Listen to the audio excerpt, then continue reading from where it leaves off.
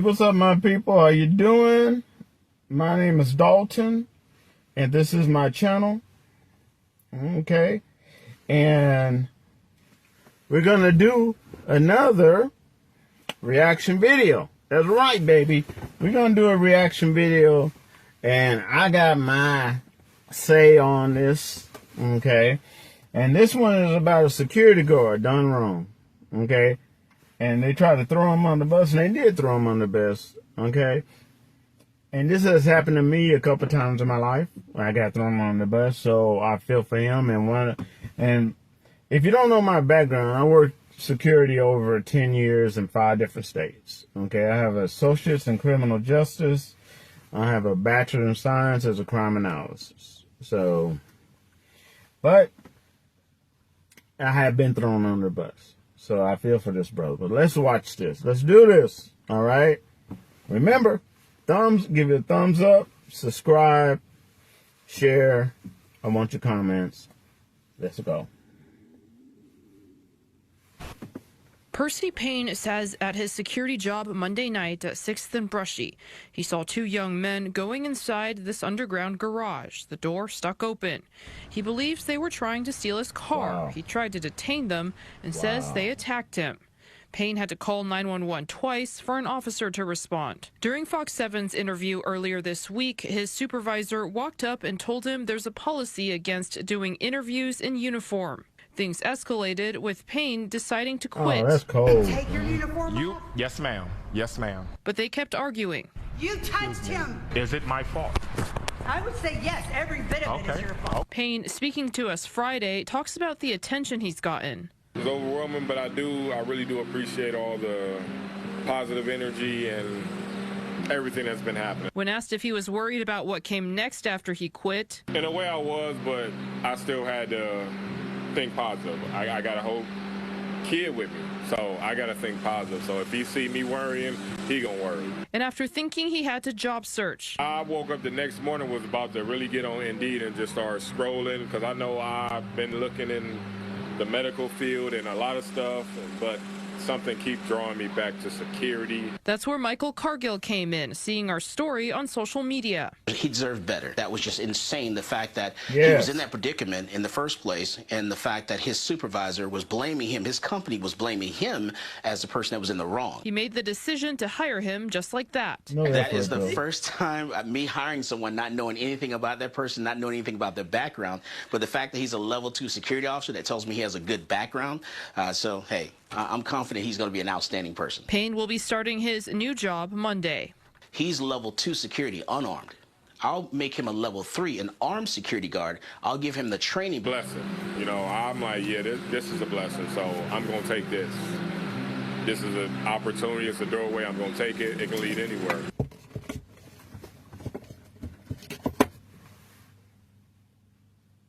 All right, y'all. Let's talk. It's one of the reasons I got out of security. I started getting burnt out after way over 10 years. Security used to be a lower level aspect, and it is in some cases, some places, you got armed security. Most places you're going to have unarmed, armed, and then you even have level 4, but you can be a bodyguard. Okay, it all depends on the country, the state you live in. They categorize it differently. Okay, like in Oklahoma, Texas, it's level 2 unarmed, level 3 armed, level 4 is just before you become an officer. Okay, you have to learn all this stuff in level 4 and pass all these tests. You even have to go through the tunnel. And if you don't know what a tunnel is, it's or a version of the tunnel. That's a tear gas tunnel. You have to go through all that. Yes, you do at level 4. It's no joke. Okay, and you can become a bodyguard as well. For stars, famous people need it. You know, even special missions. Okay, so That's one of the main reasons I got out of security, because it transformed itself from being security and protecting those and the people and their property to straight up nothing but hands-off customer service. There's certain areas that you could see people just taking tons of stuff and you don't supposed to do anything. You know, you're supposed to look. It has not, and a lot of young people don't understand, it has not always been that way. Okay? It has not always been that way. And that's one reason I got burnt out with security, because I was like, and I saw it, how it did form itself from actually being pseudo, I wouldn't even say pseudo, it's like a form of law enforcement. You know, you were not police officers, but it was a form of law enforcement. And you did have jurisdiction over your area that you were private security on, okay? And you had the right to do what they asked you to do. Then it slowly turned into, that's why a lot of even the young people don't take it seriously, because it turned into customer service, glorified customer service. Okay, you just sit there, and you would never have seen, and nothing against women working security, that's fine.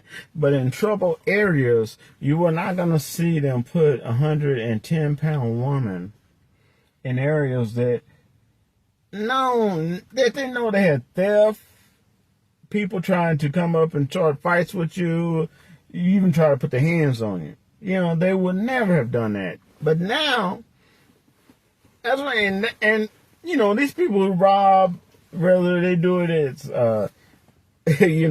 as a group or just two people, one keeping them people's attention away while the other one robs.